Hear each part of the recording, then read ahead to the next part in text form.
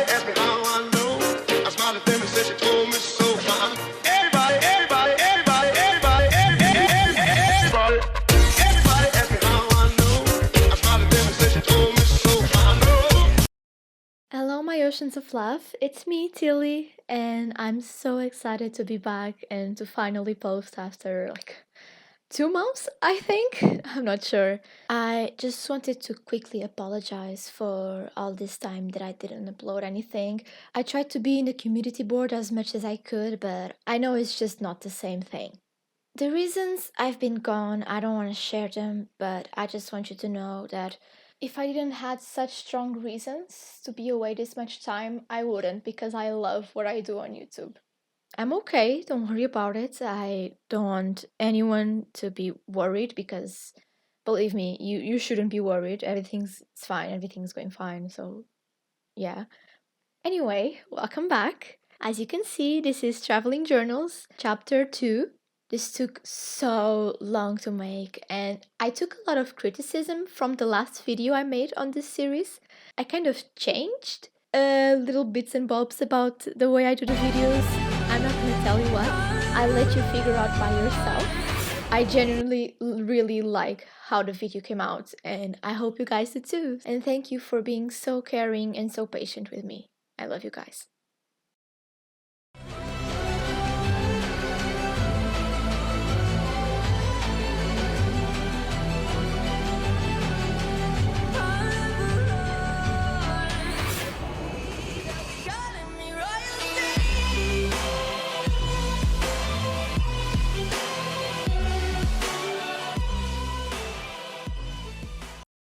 As the plane takes off, Samuel and Mina's distressed screams can be heard in the back. Thomas tries his best to comfort Mina while Rico covers her ears with one hand and tries to shut Samuel up with the other. Quickly, the adrenaline from flying for the first time faded away and everybody drowned in boredom. Sasha and Connie spent the whole journey watching every single episode of Phineas and Ferb, checking their phones now and then. Every time the stewardess passed by them, Sasha asked for food and drinks, building up a giant plate and cup tower on her seat. I promise she's usually not like this. Connie gives the lady an awkward smile while she just stares at Sasha with a tired gaze. After the 8th request, they didn't see that same lady for a couple of hours.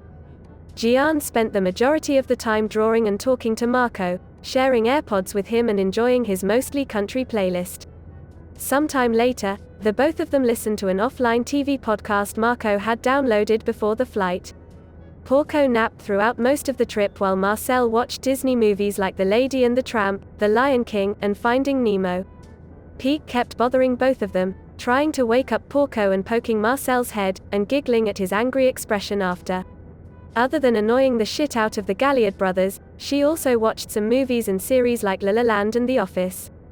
After getting bored of having her eyes focused on a screen, she plugs her headphones and listens to music while mumbling the lyrics. She starts singing louder and louder, making the people around her regret sitting there. Erwin listened to a simple beginner's guide on Portuguese for the first half of the trip and watched several episodes of The Property Brothers in the second half. Mike, who's next to him, watched Betty White's Off Their Rockers and Grace and Frankie on Netflix before falling asleep. Nanaba and Moblit discussed politics with Petra from the other side of the passageway. Petra abandoned the conversation to read the book Little Women while Nanaba and Moblit changed the subject to art and theater. Later, they both fell asleep on each other's shoulders. Hange listened to multiple scientific podcasts while taking notes the majority of the time. Next to her, Levi appreciates the silence and just stares out of his window, lost in his thoughts. He eventually falls asleep and his head slips, falling on Hange's shoulder. She jumps in surprise when she feels his head since she wasn't expecting that, but, after laughing at the situation, she lets him rest.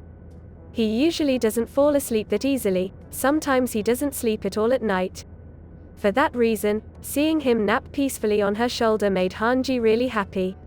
In the front seats, Berthold kept checking on Armin and Annie the entire trip while Rainer tried to turn his attention to the screen, where he had set up the entire show of Gravity Falls. After multiple attempts to distract Bert, he gave up and decided to enjoy the rest of the flight. After all, you can't die without appreciating every second of that amazing show. If Bert wants to miss out on it, that's his loss. Niccolo watched Kitchen Nightmares and Kitchen Hell almost the whole time. Ymir listened to music looking incredibly bored until she got interested in what Niccolo was watching. He noticed her curiosity and offered her one of his AirPods, and she accepted it. Later, the whole plane could hear them laugh uncontrollably. Oh, I wish I was his friend. I'd be scared to go on his show.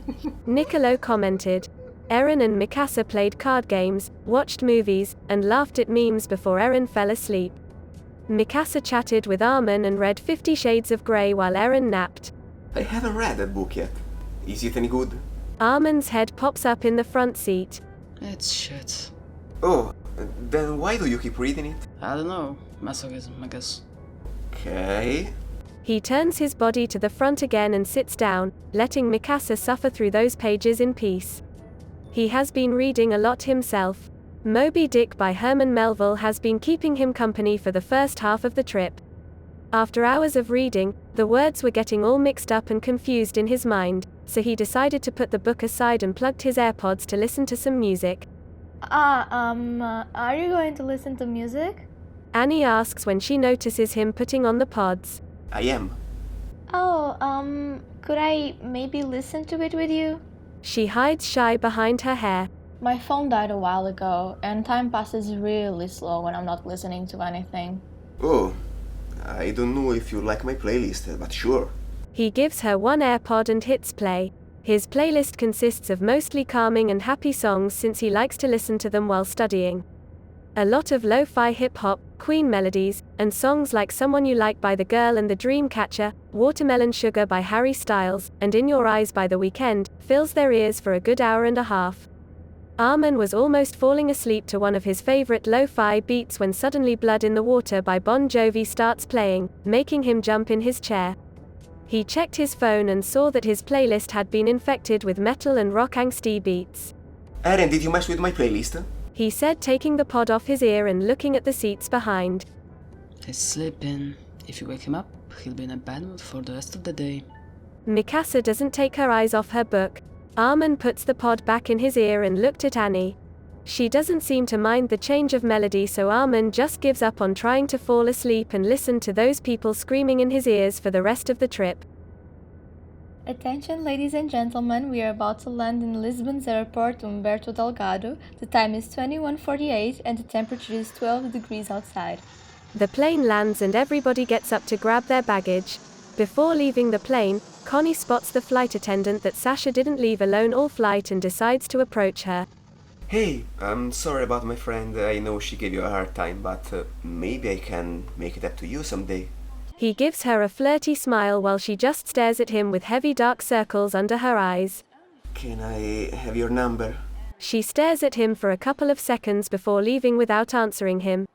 Oh well, at least I tried. Connie leaves with Sasha singing Perry the Platypus next to him. Gian approaches Connie when he sees his disappointed expression. I saw you talking with the stewardess. Let me guess, you tried her luck, but she rejected you. Shut up! It's okay, now you know how I feel. Gian gives Connie multiple taps on his shoulder. Fuck off! Oh, you tried to get Evie's number? Porco approaches them with a cocky attitude. Who the fuck is Evie? Gian doesn't seem to like the way Porco approached them. The stewardess. She's so fine I had to try my luck. He pulls a paper out of his pocket which has a number on it. She gave you her number? Connie looks shocked at him while he wiggles the paper in his hands. What can I say? She just couldn't resist my charm. You're an asshole. I hope you know that. Tell that to Evie. He laughs and walks away. What a piece of shit. I know, right? Porco, I will be rubbing the lady's number on people's faces. Marcel says when he sees Porco with the dickhead face he does when he flexes his love life success to everyone around him. Let him feel proud. He accomplished something great today. Pieck gives Porco a tap on the shoulder. He grins like a dork. What can I say? The ladies just fall on their feet when they get a taste of this. He points to himself. Oh my god, just stop being an asshole. Reiner gives him a disapproving gaze. Next to him, Berthold just looks around, not paying too much attention to what they are saying. This asshole gets more girls than you. Alright, I think that's enough. You were telling us about that show you and Bert watched during the flight. Marcel says immediately to avoid a fight between them. A bit far from them, Hitch jumps to hug Annie as soon as she finds her in the crowd. I'm so happy you came! She squishes her tight while Annie tries to push her away. I swear this trip will put a smile on that hideous face of yours. I already regret coming. Annie manages to break the hug. Oh, don't say that. You needed to get out of your room. You're looking like a ghost. I swear, girl, you need a 10. Ugh, fucking end me. While Hitch turned Annie's life into a living hell, Armin, Eren and Mikasa take a selfie together on Eren's phone with the amazing night sky shining behind them. Just a souvenir of our first time flying. Eren hugs them both. Thank you so much for coming. I'm so happy to be here with the both of you. Armin hugs them back. This is truly a dream come true. After the bus trip, they reach their destination, the Peñalonga Resort. Wow! Is this a dream? It's so beautiful. Oh my god, is that a pool? Look at the garden. Are the bedrooms as big as the photos? Wait, there's a golf course. Look how big it is. Oi, brats, stop drooling all over the floor. It's just a bit. Hange pushes Levi out of the way and her eyes sparkle with excitement. This is the most wonderful thing I've ever seen. Next to her, Moblit and Nanaba seem as excited as her. Erwin and Mike laugh at the situation while Levi angrily grumbles to himself. It is an extraordinary piece of Renaissance architecture indeed. A feminine voice is heard from the front porch. My name is Vera Castello, and since you're such important visitors, I was told to make sure every single one of you has the best experience our resort can offer. Please follow me into the reception to register your presence and get your rooms. She opens the enormous doors with a big smile, letting the large group enter the reception. The hall is massive, elegant, and absolutely gorgeous. A subtle calming music is heard echoing through the stunning and detailed pillars. Near the entrance, multiple servants distribute fresh fruity drinks and cold towels to everyone. Sasha is the first to approach them, followed by Niccolo and Ymir. Erwin, Mike, Moblit, and Petra walk to the table and register them in, while the rest of the group caused chaos in the lobby. I'm starving. Do you think the restaurant's still open? I don't think so, Sasha. It's almost 11 p.m. They're probably closed. Besides, we had dinner on the plane. Can't you just wait until tomorrow breakfast like a normal fucking human? Can you please cook for me then? She ignores Gian and shakes Niccolo's arm aggressively. How am I supposed to cook without a kitchen? I don't know. Make sushi. You don't have to cook it. It doesn't work like that, Sasha. We'll visit the dining room to see if at least they have a piece of bread to shut Sasha up. Oh my god, they have a spa. Hitch can't contain her excitement when she checks the flyer Vera gave them. Receive a massage from a hot lady? That sounds like something I'd like. Marlowe takes the flyer from her hands. Hitch looks angrily at him, but he just laughs at her jealous stare. I would agree with you if I hadn't found the woman of my dreams already. Ymir peeks over Marlowe's shoulder to see the piece of paper. Annie is next to Hitch, arms crossed, staring at the floor. She turns her attention to the crew and her gaze meets Armin. He's with Eren, Mikasa, Hannah, and Franz. Franz is hugging Hannah from behind while Eren teases them. Armin and Mikasa just giggle at how embarrassed they both look. Why did you insist so much on me coming, Armin? If you didn't ask me to come, I would be laying on my bed right now, calling my dad to wish him a good night. I would have left the airport and go back. Why didn't you let me? Why did you make me come? Why did you ask me to stay? Annie! Hitch brings her back to reality with a yell. She jumps and looks at Hitch's annoyed expression from being ignored. I know I can irritate you sometimes, but there's no need to ignore me like that. Sorry. Are you okay? Yes? No, you're not. Wanna talk about it? That's a hard question. She does want to get this weight out of her chest, but talking to someone about her feelings is not something Annie likes to do. She talked about her dad with Hitch before, but that was a very rare situation.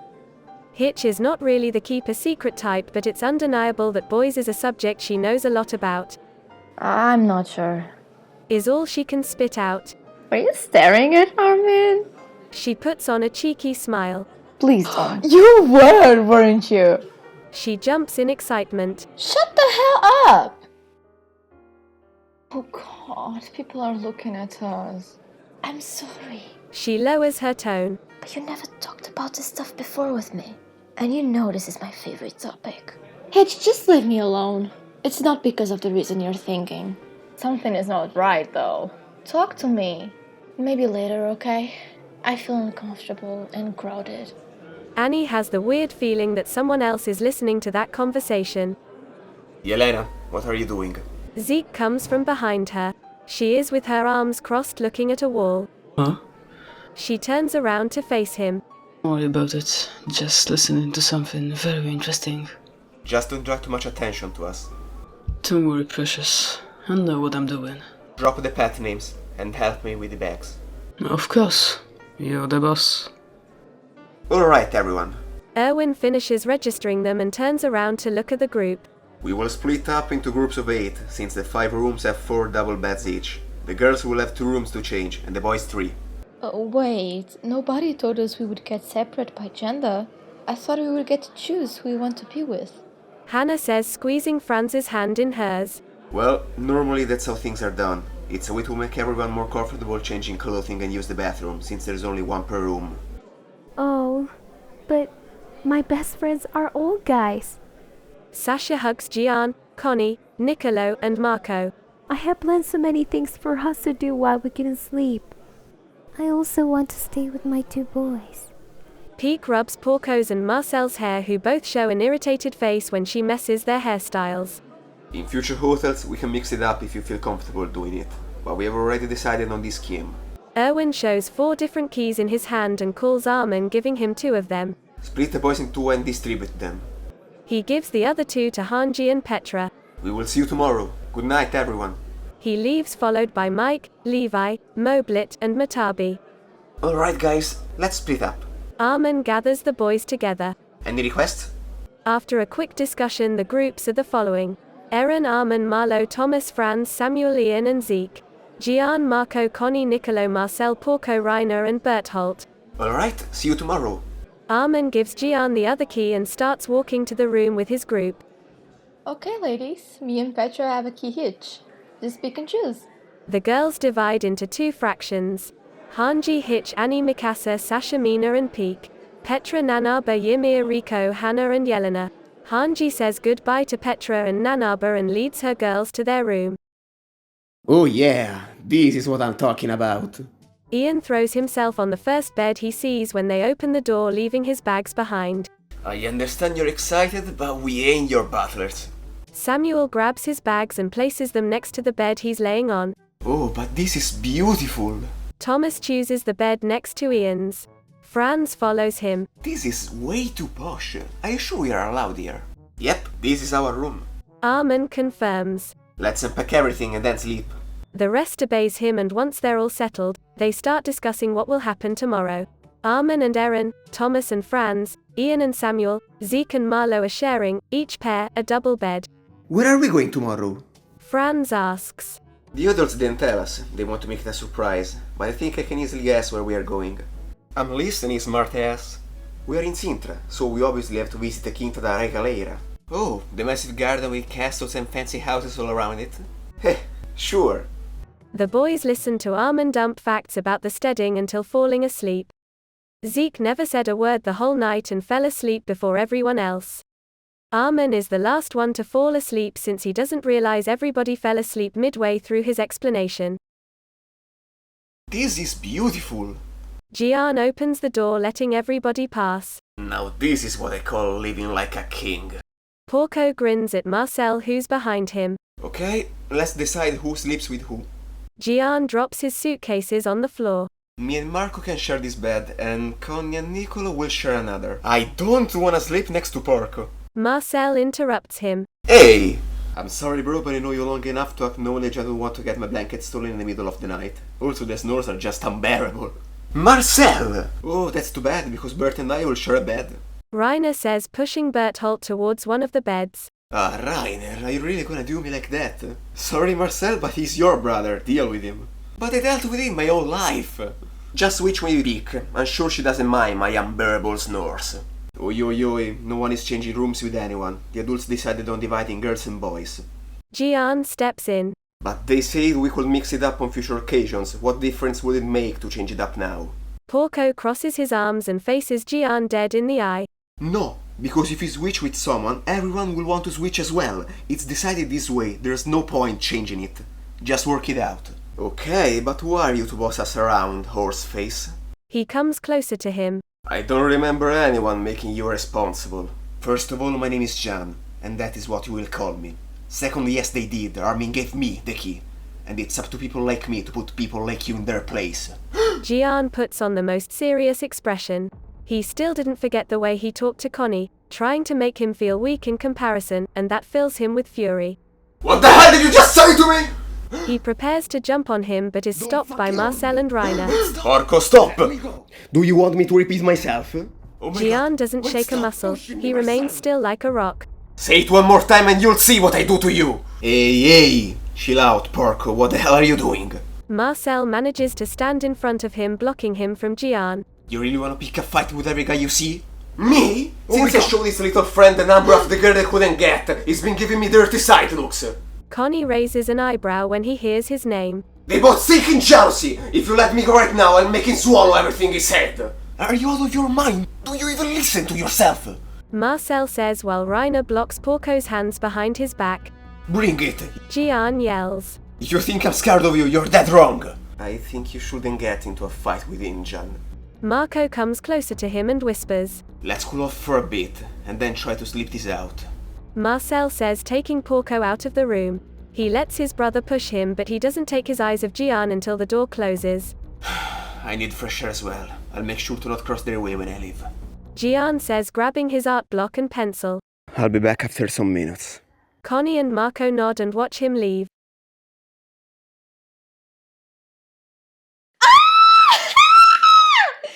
Hitch pushes Mina, Sasha and Hange out of the way when she notices the room. Guys! Yeah, we know. Annie drops her stuff near one of the beds. The bed is so soft. Sasha throws herself on the bed after poking it to measure its softness. I love how big the windows are. The view is amazing. Pieck says, staring at the luxurious outdoor space and the impressive natural landscape. I can't wait to have the best snooze of my life. Mina hugs a pillow and lets her body faint into the bed. I'm glad you like it. Hange gives the girls a warm smile. The positions they organized were the following. Hitch is going to sleep next to Annie, Mikasa and Sasha will share a bed, Mina will split the double bed with Pieck, and Hange will have a double bed for herself. Are you going to talk to me now? Hitch stops unpacking and whispers to Annie, crossing her arms. Can we go somewhere else? Yeah. Girls? Hitch attracts the attention of the others. Me and Annie are just going to find Marlowe because he told me he wanted to talk before going to sleep. Don't you think it's a little late? Maybe do that tomorrow. Oh, but it's important. We promise we won't take too long. Hitch is already opening the door. Alright, but come back in 5 minutes. Got it. She grabs Annie by the arm and storms off. I think I don't want to sleep right away as well. Pieck says as Hange turns to her with an unimpressed expression. I have this sudden burst of energy that I have to shake up before going to bed. You want to leave as well? Yes, just take a short walk and maybe talk with someone. She says, suggesting she wants company. Mina is already sleeping and Mikasa just got her pajamas on. I'm really not in the mood to change back, I'm sorry. Mikasa says while getting in bed and covering her head with the covers. I just want to have a snack and go to sleep. My bad. Sasha says, rummaging her bag. Pieck looks at Hange.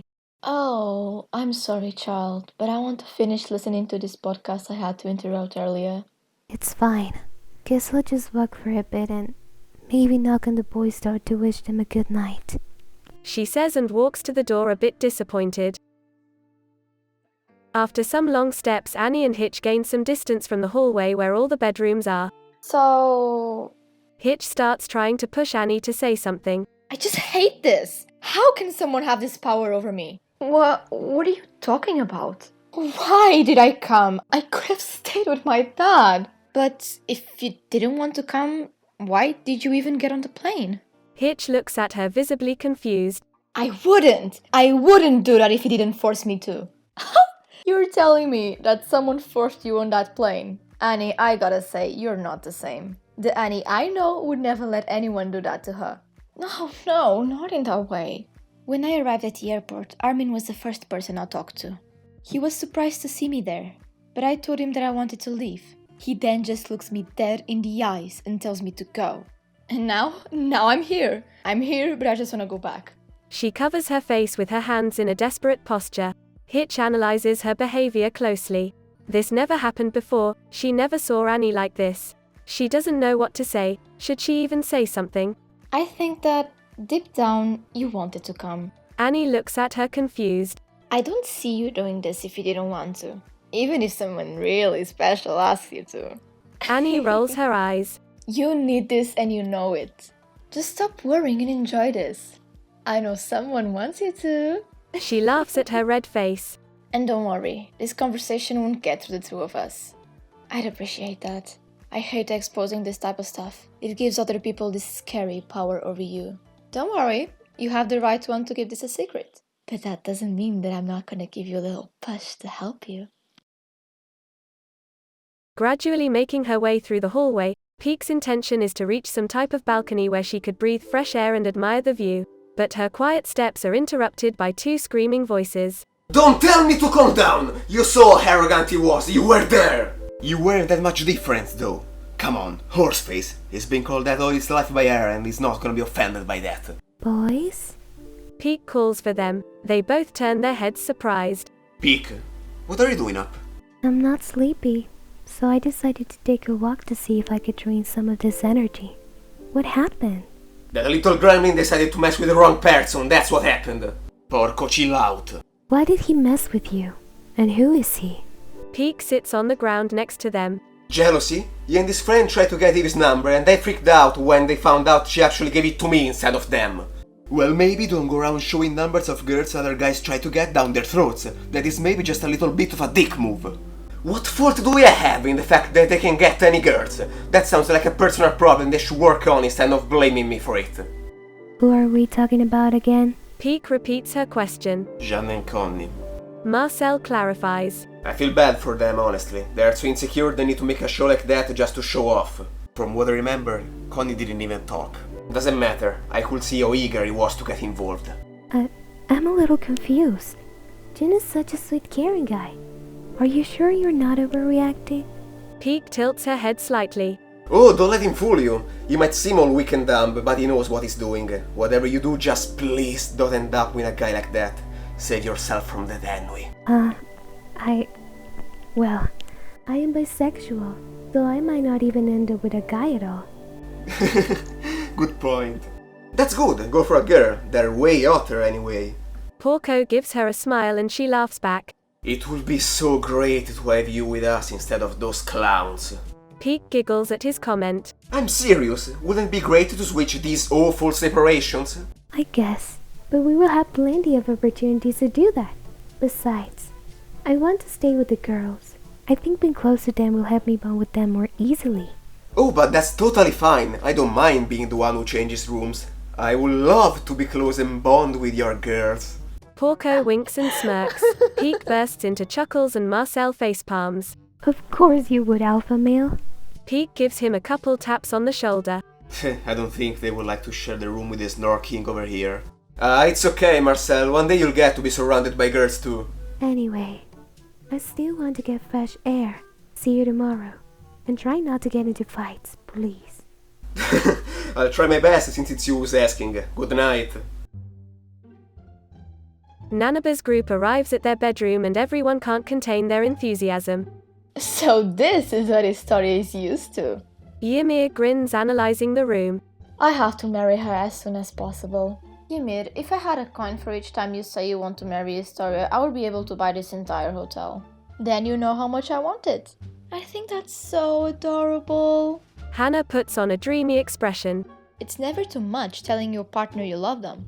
It's definitely too much. Okay, girls, unpack everything and go to bed. Tomorrow is going to be a full day. Nanaba says after disappearing in the bathroom. Oh my! You have to see this bathroom! No one lays next to me! This spot is for Historia when she arrives tomorrow. Ymir jumps into a bed. Sure.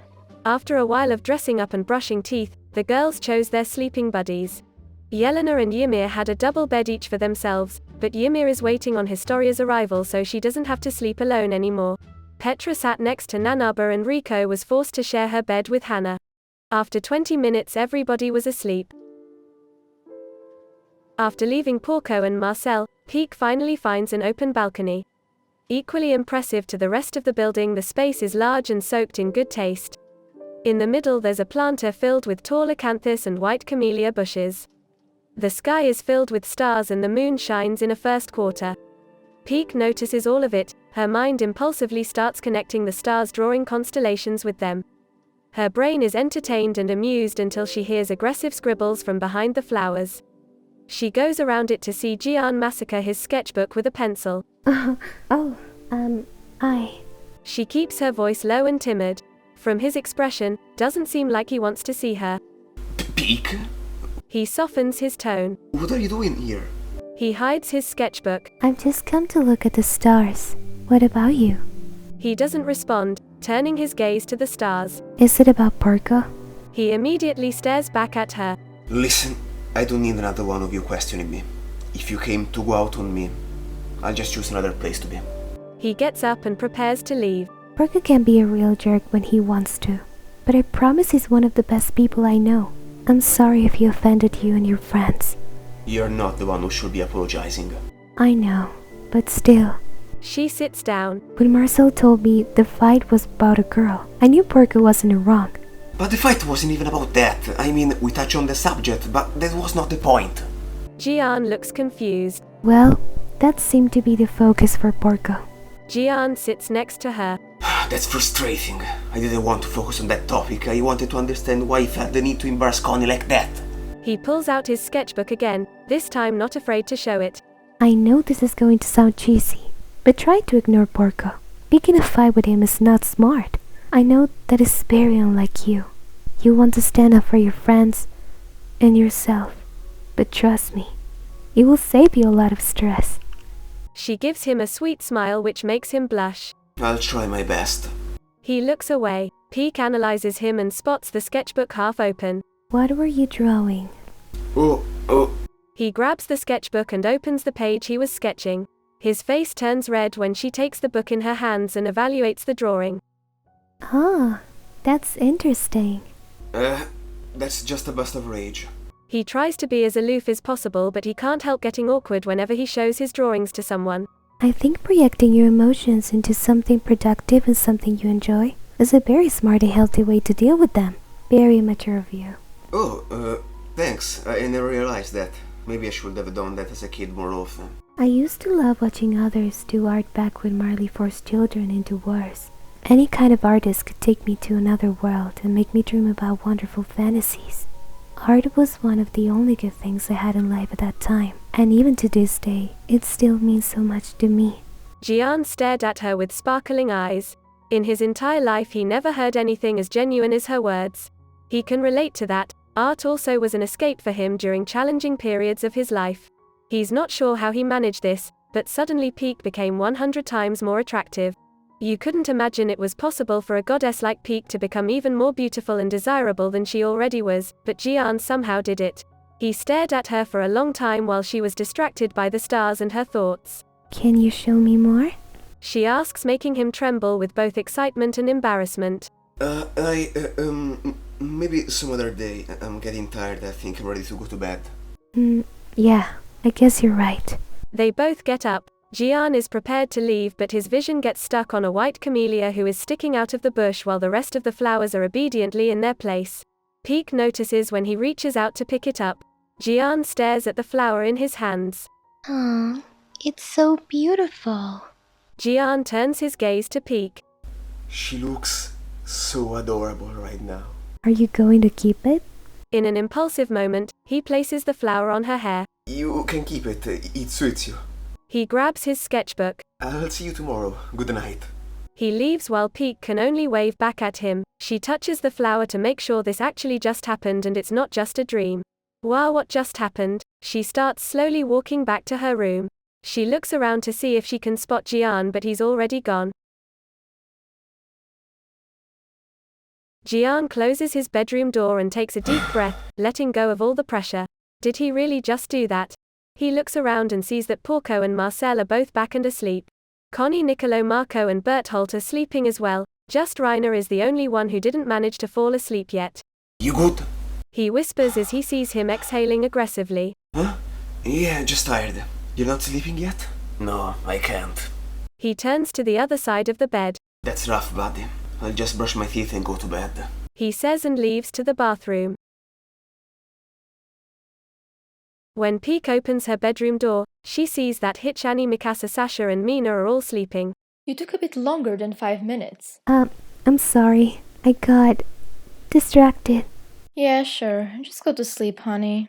Hange places the book on her bedside table and covers herself with the blankets. Nice flower, by the way. After brushing her teeth, dressing in her pajamas, and putting her precious flower on the bedside table, she stares at all those sleeping faces before getting into bed.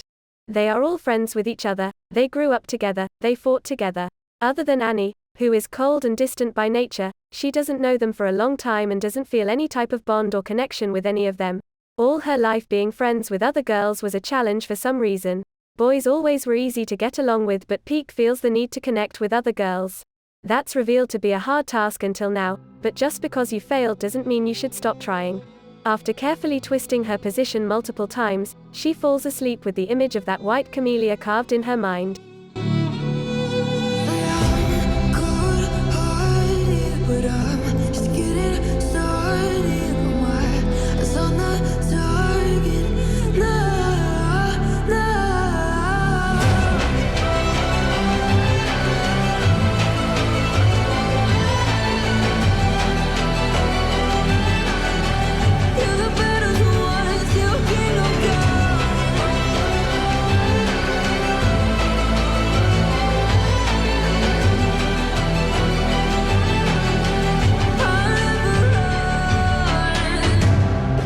To give me your loyalty, 'cause I'm taking the world, you'll see.